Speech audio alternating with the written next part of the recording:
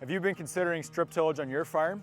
This 6-part video series is going to look at the equipment, the economics, and how to make strip tillage work for you. Follow along as we discuss the pros, the cons, and the challenges of strip till systems with 4 Ontario farmers who each have their own unique approach to strip till. In this first video, we'll discuss the basics of what a strip till system is.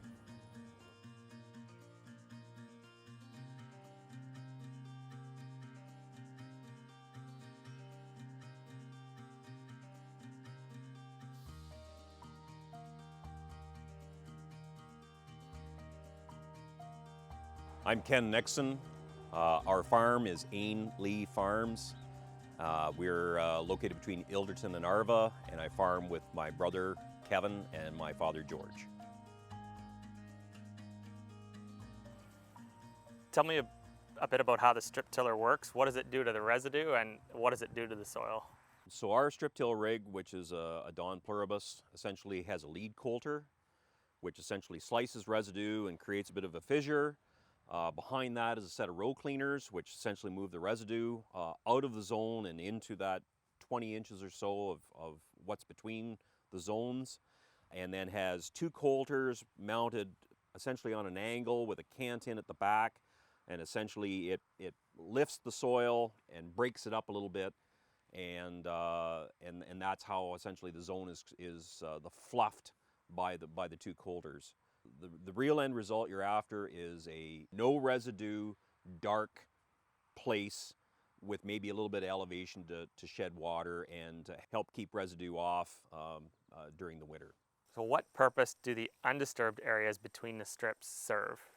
So the area between the rows actually is a great place for wheel traffic. It carries equipment really, really well.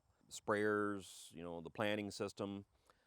That undisturbed soil, though, also is all those cracks and fissures and wormholes and everything are completely undisturbed in that area. And so essentially what you have not done is buried the pantry. It is still there for most of the field, and they still have lots of stuff to work on.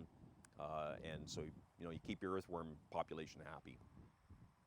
Name's Gary DeBorger, DeBorger Farms. I farm in southwestern Ontario in the forest area with myself and one son. So Gary, when you guys first get that new strip tiller, no experience with the piece of equipment before, a new system for you guys, what do you have to do to gain some familiarity with that equipment and running it how you like it to be run? We brought it into a field, wasn't ours, just to get it set up and get familiar with it. Got some information from the manufacturer on what we saw and what we'd like to have changed on it, and we learned from there and went 3 years with that system. So you've gone through, this is your second machine, Gary. I'm just curious, what kind of strip widths have you had working with, originally your Dawn unit and now your TerraForge unit? We found our coulter system, it put a decent width berm, 8 to 10 inches wide, but moved it over 3.5 inches off of where it was actually supposed to be. Right. Where the unit that we have right now, it pulls up the soil, contains it, and uniformly puts a berm down 8 to 10 inches wide. So going to less tillage in a strip till system, but also some conventional tillage, have you noticed any shifts in weed species, specifically in your corn crop on your farm with the shift? We see a lot more perennials, some issues with perennials. The rest of weeds, about the same. Yeah. But perennials are a bit more of a challenge. We're using more chemical. So you mentioned going to more herbicides for the perennials. Is that like another burn down pass? Would that be what you would have, or how? Higher rates. Higher rates. Higher rates around it, and follow up with pretty persistent on following up with fall applications. Okay. So pretty well, we have a sprayer that pretty well follows combine on most of our fields. Ken, do you have any soil types or farms that you are cases where you wouldn't use strip till on? Not really. In any of our ground and soil types that we're on, we're very comfortable with it. I've done a fair bit of custom work across a broader range of soil types, and there's really outside of like a muck, a marshy muck or something like that, I can't really think that there's a place where I wouldn't use the system. So thinking now to harvest time in a strip till system, have you noticed any changes with harvest operations under strip till corn compared to conventional till? We find our fields a lot more firmer when we're harvesting. So previous with the plow system, if it was a wet fall, you're going to sink down to the bottom of the plow layer. More ruts. With no-till systems, our fields are definitely a lot firmer.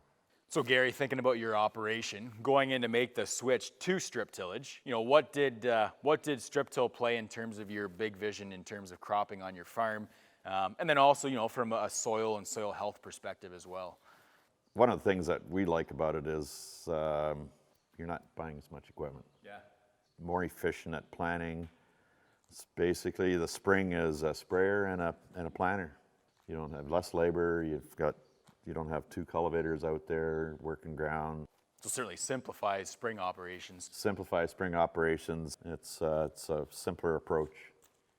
So the primary role strip till has done is it has saved us a lot of capital investment, a lot of labor, and it has quite frankly moved a lot of the spring rush out of the spring and moved it into August, September for us. So essentially, if you can take a primary tillage pass, which is usually done in the fall, plus 2 spring tillage passes done in the spring, plus fertilizer application, put it all in one in one operation that happens in August, September, when usually our workload's a lot lighter, then that was a huge move and a huge win for us.